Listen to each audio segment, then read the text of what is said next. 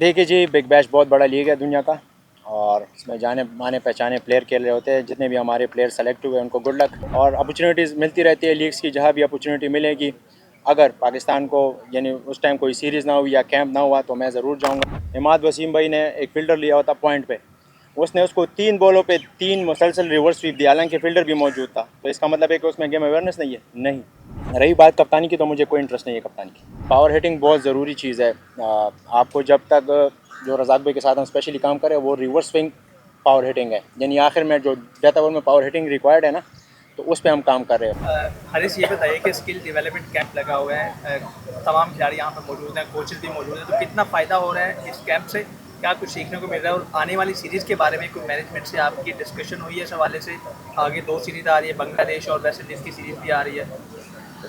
देखिए, बिस्मिल्लाहिर्रहमानिर्रहीम, ये कैंप इन सेंस इसलिए ज़रूरी है कि जो हमारी गलतियाँ कोचेज़ ने आइडेंटिफाई की थी या उन चीज़ों पे काम हो रहा है। हर प्लेयर की इंडिविजुअली, अगर मैं बैट्समैन हूँ, विकेट कीपर हूँ, या कोई दूसरा बैट्समैन है, कोई फास्ट बॉलर है, ऑलराउंडर है, तो हर किसी की उन्होंने गलतियाँ आइडेंटिफाई की थी, जिसके लिए ये कैंप लगाया गया है। उन गलतियों को यह हमें बताया गया है। एक हफ़्ता हम इन पे काम कर रहे हैं। आज हम मैच पे अप्लाई करने हैं वो चीज़ें, और फिर उस पर हमने घर भी जाके मज़ीद काम करना है। और रही बात जो आगे 2 सीरीज़ आ रही है, उसके लिए अभी कोई डिस्कशन तो नहीं हुई, लेकिन जैसे ही नेक्स्ट कैंप लगेगा तो इसमें ज़रूर डिस्कशन होगी इंशाल्लाह। आपके हारिस मेंटोर जो आपके थे शुएब मलिक, उन्होंने एक स्टेटमेंट दी थी कि हारिस में गेम अवेयरनेस की कमी है। उसके बाद पीएसएल में बाबर आजम ने भी इंटरव्यू में कहा था कि हारिस को गेम अवेयरनेस का काम पे तवज्जो देनी चाहिए।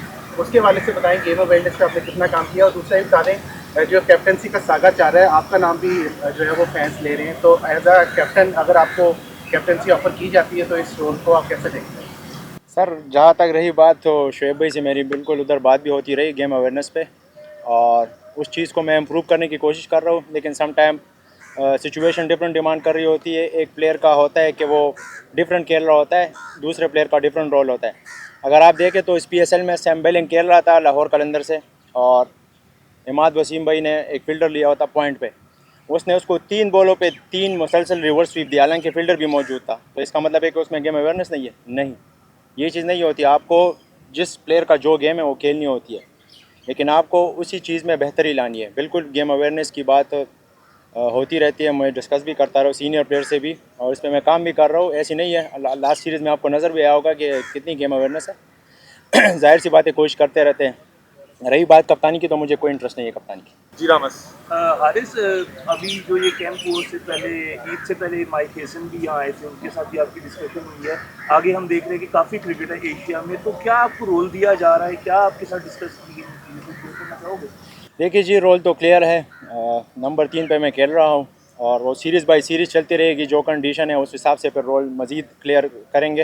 लेकिन अभी जो रिसेंटली लास्ट सीरीज़ में रोल था वो बिल्कुल क्लियर था कि तीसरे नंबर पे खेलने हैं, और जो आपकी गेम है वो खेलो। वो गेम के बारे में तो मैं नहीं बता सकता कि कैसे खेलना है, लेकिन रोल बिल्कुल क्लियर था, और वो सीरीज़ बाई सीरीज़ बातचीत कर रहे हैं। आलमदे भाई।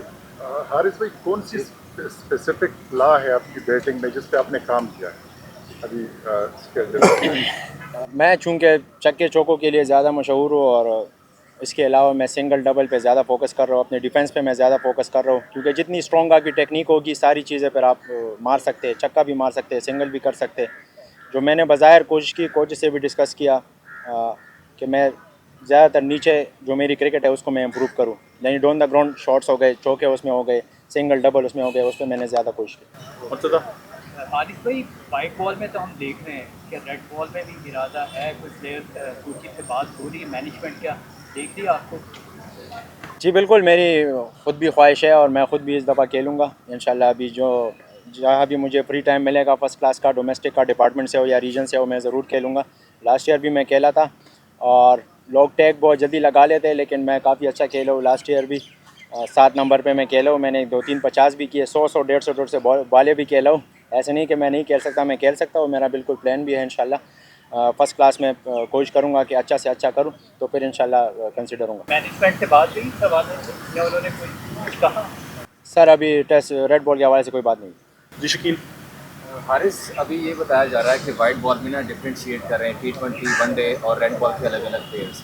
क्या अभी तक कोचेस ने आपको अपना रोल बताया हुआ कि आप T20 के लिए आपको खिलाएंगे, वनडे के लिए खिलाएंगे या टेस्ट के लिए भी आपको, जैसे उन्होंने सवाल किया उसका आपने जवाब दे दिया, तो आपको किस फॉर्मेट के लिए उन्होंने अभी तक स्पेसिफिक कर दिया? सर किसी फॉर्मेट के लिए भी स्पेसिफिक नहीं है, डिपेंड करता है कि रिक्वायरमेंट्स क्या है, कौन से फॉर्मेट में रिक्वायर्ड है और कौन सी पोजीशन पे रिक्वायर्ड है, क्या चीज़ रिक्वायर्ड है, कौन सा कीपर रिक्वायर्ड है, तो उस हिसाब से फिर वो बाद में बताएंगे, लेकिन अभी कोई डिस्कशन नहीं है। जी भाई। हर्ष भाई बताइएगा, आपने पहले भी यहाँ पे कैंप किए हैं, ये कैंप कितना पहले से मुख्तलिफ, और ये बताइएगा कि पावर हिटिंग को बहुत ज़्यादा मॉनिटर किया जा रहा है, बैट स्पीड को मॉनिटर किया जा रहा है, जिस डिस्टेंस के साथ जो है ना हिटिंग कर रहे हैं उसको भी काफ़ी ज़्यादा मॉनिटर किया जा रहा है, उस पर बारे में बताइएगा।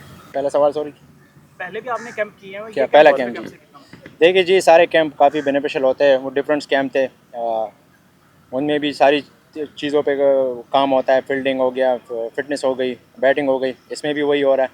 लेकिन इसमें ज़्यादातर ये हेल्पफुल है कि जो आपने गलतियाँ की थी, यानी जिसकी जो कमज़ोरी है उस पर स्पेशली काम हो रहा है, क्योंकि स्ट्रेंथ तो हमारी है ही। अगर मेरी फॉर एग्जांपल एक शॉट है, वो मेरी स्ट्रेंथ है, दूसरी मेरी नहीं है, तो अगर उसको भी मैं क्यों ना स्ट्रेंथ बना लूँ तो वो मेरी काफ़ी हेल्प करेगी। तो ये उस हवाले से काफ़ी ज़रूरी है कि जो हमारी वीकनेस है उनको भी हम स्ट्रेंथ बना लें, और जो स्ट्रेंथ है उनको सुपर स्ट्रेंथ बना लें। और रही बात बैट दूसरी स्पीड, बैट स्पीड और उनकी, तो वो भी काफ़ी हेल्पफुल है और बहुत ज़रूरी चीज़ है। हमें भी पता चल जाता है कि कितना बैट स्पीड किस कंडीशन में रिक्वायर्ड है। पावर हिटिंग की आपने बात की, तो पावर हिटिंग बहुत ज़रूरी चीज़ है। आपको जब तक जो रज़ाक भाई के साथ हम स्पेशली काम करें वो रिवर्स स्विंग पावर हिटिंग है, यानी आखिर में जो डेथ ओवर में पावर हिटिंग रिक्वायर्ड है ना, तो उस पे हम काम कर रहे हैं। उसके लिए जब आप रज़ाक भाई से यही बात हुई कि आपकी टेक्निक हो ना, तो खुद ही चक्के जाएंगे। तो मेन चीज़ हमारा है कि हम टेक्निक पे काम करें। लास्ट क्वेश्चन यूसुफ भाई। हारिस साथ हमारे क्रिकेटर बिग बैश का हिस्सा बने हैं, आपका भी नाम इसमें शामिल था डॉक्टर लिस्ट में, तो कितना मिस करते हैं बिग बैश को, और फिर कितना अच्छा होगा ये कि हमारे जो साथ क्रिकेटर हैं वहाँ पर खेलें, कितना फ़ायदा होगा पाकिस्तान को। देखिए जी, बिग बैश बहुत बड़ा लीग है दुनिया का, और इसमें जाने माने पहचाने प्लेयर खेल रहे होते हैं। जितने भी हमारे प्लेयर सेलेक्ट हुए उनको गुड लक। और आपने मेरा नाम लिया तो मेरा भी फोकस नेशनल ड्यूटीज़ पे है, और जितना भी आगे रिक्वायरमेंट्स है पाकिस्तान टीम के लिए, मैं उसके लिए इंशाल्लाह अच्छा परफॉर्म करने की कोशिश करूँगा। और अपॉर्चुनिटीज़ मिलती रहती है लीग्स की, जहाँ भी अपॉर्चुनिटी मिलेगी। अगर पाकिस्तान को यानी उस टाइम कोई सीरीज़ ना हुई या कैंप ना हुआ तो मैं ज़रूर जाऊँगा। अगर मुल्क की कोई सीरीज़ हुई या सम टाइम फुल अवेलेबिलिटी भी नहीं होती, ये इशू भी आता है, जहाँ मैं फुल अवेलेबल हुआ तो तब मैं खेलूँगा। बहुत शुक्रिया, थैंक यू।